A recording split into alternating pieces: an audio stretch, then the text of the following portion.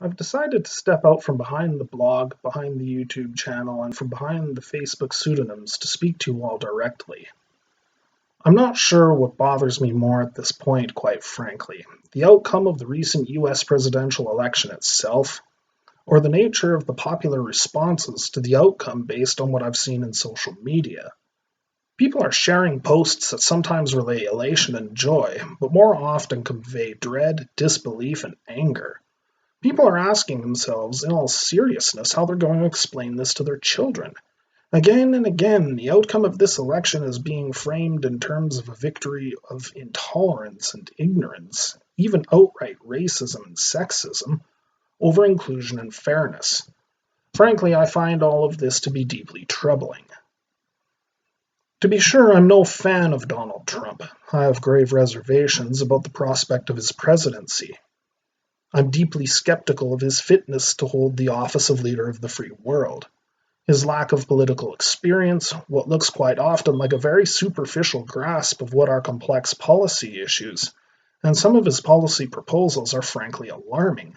And while I don't think he's as racist or authoritarian as he's often made out to be, his abrasive and boorish manner while campaigning make me wonder how it is he will handle the high-level diplomatic and trade relations he claims need to be revised in order to better ensure American interests. People all over the world look at him with considerable concern and skepticism, and while some of that is establishment media spin and bias, Trump has also quite knowingly, I think, contributed to the establishment of a deeply polarizing public persona, and this will come back to haunt him during his tenure as president. What I do not believe, however, is that most of Trump's supporters had, well, deplorable motivations. Nor do I believe that Hillary Clinton was this paragon of liberal inclusiveness that her supporters made her out to be. I will take both of these on in turn.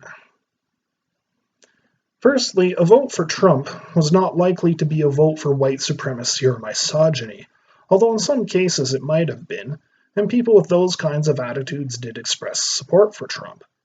But issues surrounding race, sex, and immigration are more complex and nuanced than a lot of media discourse makes them out to be, and the tendency of a lot of public discussion to frame these issues, both literally and figuratively, in such black and white terms is something I find deeply troubling. I'm not convinced, as other articles and posts suggest, that Trump's victory comes entirely down to a protest against political correctness.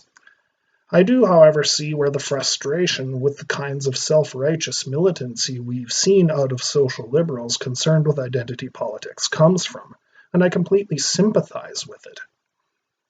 When every unequal outcome is attributable to racism, an honest discussion of pathologies within minority communities are thereby shut down.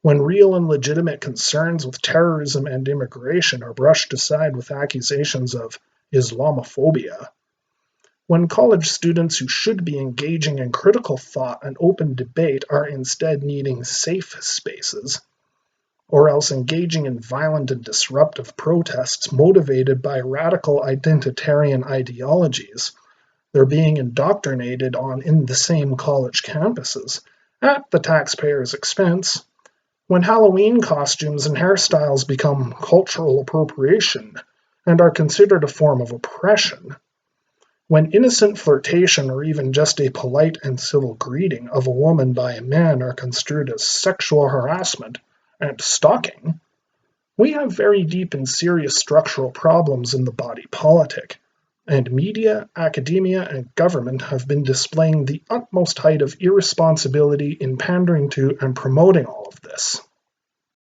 Of course, brazen displays of bigotry rightly warrant censure. Trump's boorish comments about women are indeed troubling, though I can't help but think that at least some of the hysteria over them is contrived and partisan. It's not like Bill Clinton was a paragon of feminist chivalry or anything. But the kinds of petty, manufactured grievances coming out of the supposedly liberal media are not only contributing what is likely to be irreversible deterioration of race and gender relations, they are also distracting us from looking seriously at where the real axis of power and privilege lie, and where the real abuses are taking place: corporate and state power.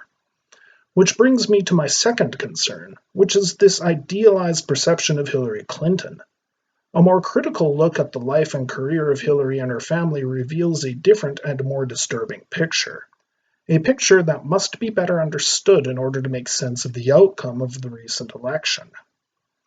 Unlike Donald Trump, Hillary Clinton's public persona is that of a polished career politician and a philanthropist concerned especially with the status of women and girls, both at home and abroad.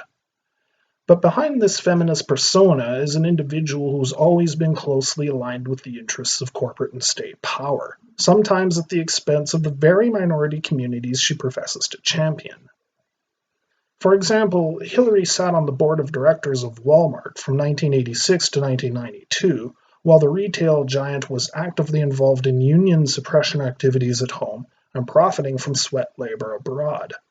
Despite claiming to want to use her position to help advance women and girls, Walmart has been sued dozens of times over the years for gender discrimination, among many other things. And that's just the beginning. During her husband's tenure as president, Hillary was very much in favor of all kinds of regressive legislation enacted by that administration. This includes welfare reform, which doubled the levels of absolute poverty in America, draconian anti-crime bills that fell very heavily upon black inner-city communities, and the repeal of key financial sector regulations such as the New Deal-era Glass-Steagall Act, the repeal of which paved the way for the eventual Lehman Brothers meltdown. Should I conclude from public reaction to the election that the Clinton family is also too big to fail? How about too rich and too powerful not to?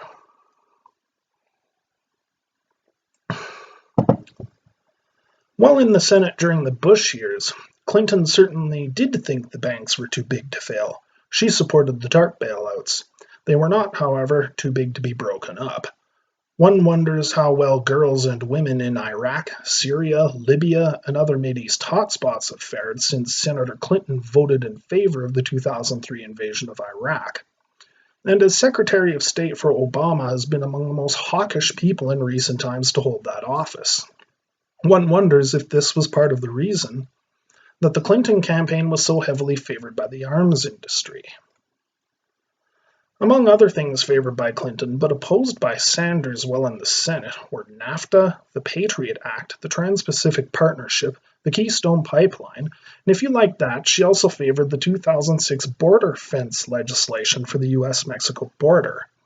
A nice little head start on the wall Clinton supporters freaked out and called Trump a racist over. None of this makes Trump a good candidate for president. He comes with ample historical baggage of his own. People who look upon Trump as the savior of Western civilization against globalism, or as a champion of the forgotten American worker, are in for a rude awakening, I suspect. It should not surprise us if the chief beneficiary of a Trump administration ends up being, well, Trump and organizations he has ties to. If his past is any indication of what his future will look like, I really doubt that he will be any less willing to import immigrants and export jobs if that means a healthy bottom line for his businesses or his cronies. America had one chance at a populist president whose record demonstrates a commitment to the interests of working and middle-class people, and he was screwed out of the Democratic nomination. It should be observed that Trump was not responsible for this, and the kinds of salt that we're seeing from the would-be populists now that Trump has won was noticeably absent when corporate Hillary shafted the populist Sanders in their respective bids for the White House. What this reveals to me is a very disturbing trend in U.S. and indeed Western politics, and that's a growing obsession with identity politics. A deeper look at the facts shows how utterly misguided the view is that Trump's victory is entirely attributable to a white backlash against an increasingly multicultural America, or evidence that America hates women more than it hates racists, or any of the other emotionally charged identitarian rhetoric that has become so central on social media. Prejudice may have been a factor in some cases, and I don't condone that.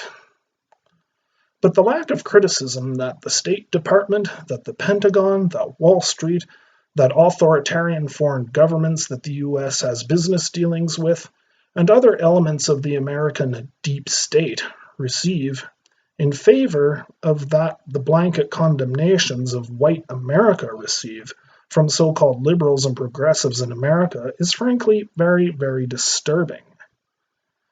To scapegoat the white male working class for America's numerous social problems and policy failures is no better than scapegoating immigrants or minorities for these same problems. In both cases, this serves the interests of corporate and state power and places the blame squarely upon the powerless and on the victim. This does not mean that we cannot call out the sliver of racism in our neighbor's eye, but let's be sure that we first remove the log of support for corporate and state power from our own eye. We are all under increasing pressure from the real bastions of power and privilege, and their shills in media and academia to see complex social issues entirely through the lens of identity politics. I urge you all to resist this pressure and instead see people of different races, genders, and religious affiliations as potential allies in taking these bastions of power and privilege to task and demanding a more just and accountable polity. Thank you all for listening. Over and out.